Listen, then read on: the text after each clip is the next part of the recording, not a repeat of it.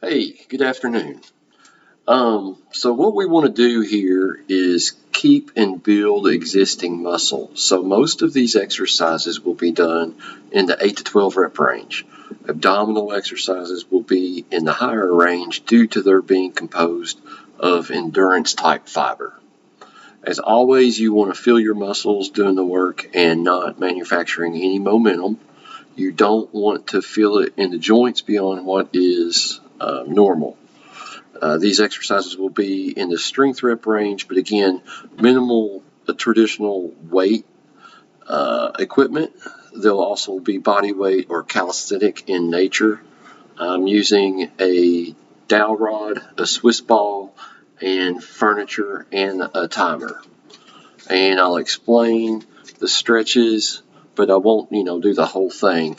So first is your warm up. Start off with that pec stretch against the wall. This is the inside of a doorway. I'm going to kind of rotate against that and feel the stretch in my pec tendon and do that for 30 seconds. And then 30 seconds on the other side. So that's your first stretch in your warm up. Once you've done both sides, do your quad stretches. And that's just grabbing the front of your ankle and bringing your heel towards you so you can feel stretch not only in your quad here, but also in your hip flexor area. So if you can, grab that heel. If not, lie on your stomach, take a belt and loop it around your ankle and bring it towards you. But you want to feel stretch through here. Another thing you can do is your half kneeling hip flexor, where you grab that dowel rod and get in your half kneeling stretch stance and go here. You want something for your knee so it's not so overbearing, but you want to try to keep this straight. Full hip extension here to let you know you're there. Go ahead and squeeze your glute right back there, and that's going to let you know you're in full hip extension. On these static stretches, 30 seconds aside, you're good. Unless you feel like you could use a little bit more, you start to feel that loosen up, keep on going because it's real subjective.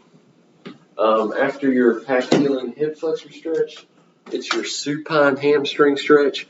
And, I said you could use a belt, but I've got a jump rope here, and I'm just going to use that. I'm going to loop it around the sole of my foot, pull it toward me till the strap or whatever I'm using is taut, and keep my knee straight, and just feel a stretch in the back of your thigh there.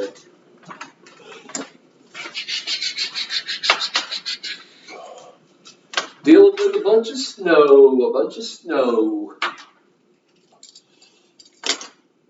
And you don't even have to really have this so taut, It's more of a directional thing. It's helping me get my foot here. That's really all I needed the tension for. I don't have my knee locked out, but it's a straight leg. And then 30 seconds on the other side, and you'll be good there.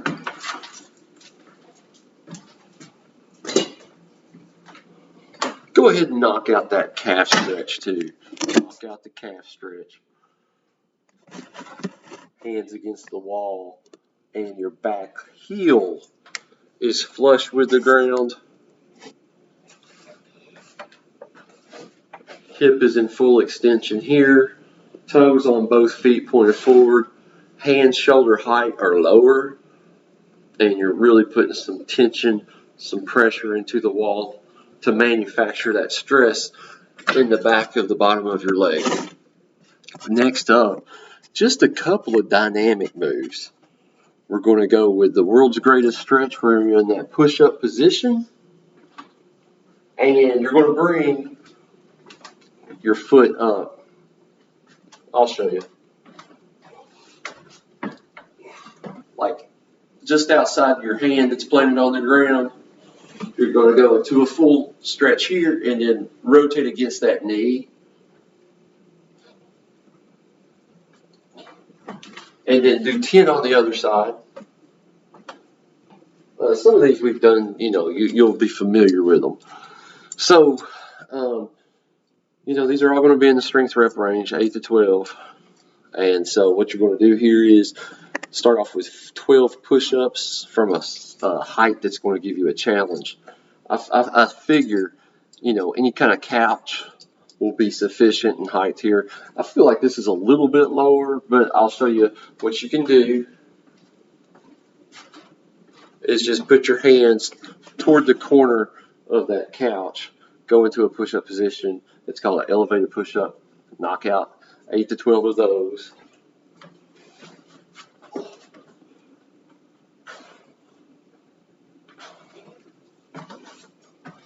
And then move on to the next one, which is your Bulgarian split squat. And I know your knee is acting up. I know you've been having trouble with those, so that's why I wanted you to use that dowel rod for assistance. So the Bulgarian is where, or you can do split squats too. Let's do that. Split squats. That way Janie's not getting upset at you for getting your couch dirty. But yeah, just assume that split squat position. With the benefit of the dowel rod, your back foot should be able to just touch the ground with the toes. You can kind of use some of that, assistance to achieve that with the dowel rod. And you're going to go here. And like I said, keep that back foot like that. Step out a little bit because that's going to stretch this hip flexor here. But we're going to load the quad and then come back up. Again, use the assistance with the dowel rod. And let your back foot go lax around the plantar or sole area of it as you go down. Use this dowel rod again for assistance, but you're not actively going to use it. And back up. Knock out 8 to 12 there, and then do the other side.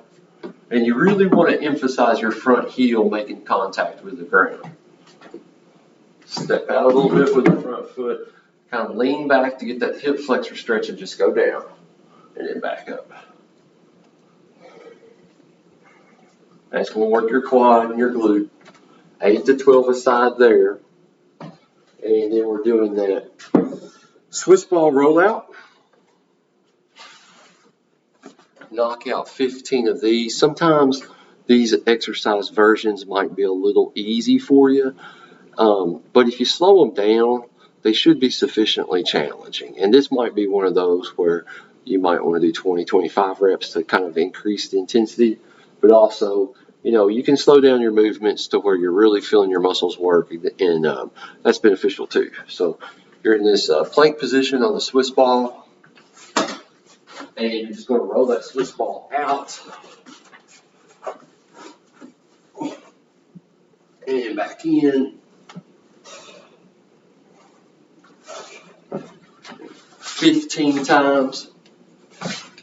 And then we're going to move on to our next one. And this is one I call the toolbox row. So grab a toolbox that's going to be sufficiently heavy.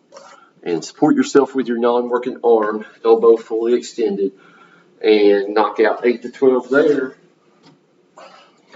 Got my toolbox here.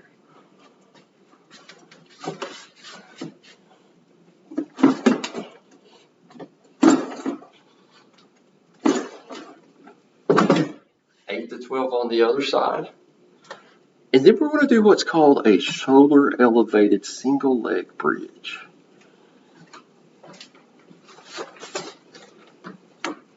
It's going to be for your glute, your hamstring.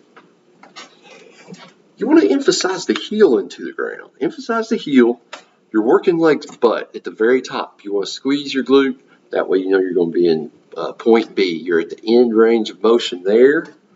Feel like there's a variable too with your non-working leg. You can increase the intensity of the exercise a little bit by lengthening your leg, or I think you can make it a little bit easier by keeping that foot close to you. And I'll show you what I mean.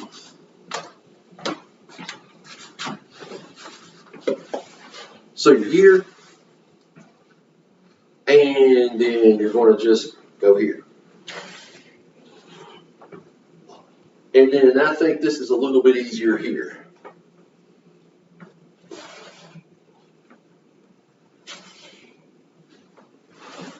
knock out 8 to 12 there. And then we're going to do something called a side plank. Now you might progress this or regress this. And hopefully you've got a mat. You're not doing this like a Spartan on hardwood floor. But you want to go into a side plank here. And you remember that warm-up we do at the beginning at the gym where you're on that Pilates machine and you're separating the feet, kind of going into a lighter stance with the springs as intensity? You can achieve that kind of same effect or that same challenge right here. And you really want to feel that back and not in front. Go 10 aside there. Go 3 times through those. Go 3 times through them.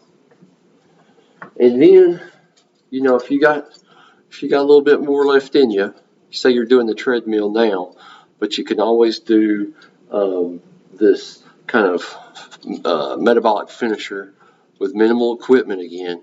If you want to do these skaters, it's going to still help your pickleball game. You know, kind of load up. You know, if you got a timer, this is where the timer comes in. Try to work for, let's go 20 seconds on, 10 seconds rest between skaters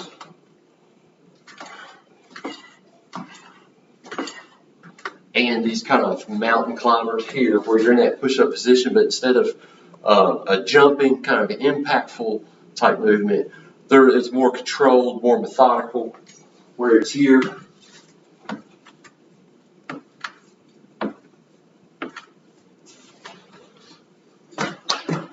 Like I say, go 20 seconds on, 10 seconds rest between those 2 moves, and you should be good. Give me a holler if you got any questions. Oh, 4 rounds of both those exercises at the end. 20 seconds of mountain climbers, 10 seconds rest, 20 seconds skaters, 10 seconds rest. And then that's round 1. Do 3 more rounds of 20 on, 10 off. And for a total of 4 minutes. And that should be all she wrote. Holler at me with any questions.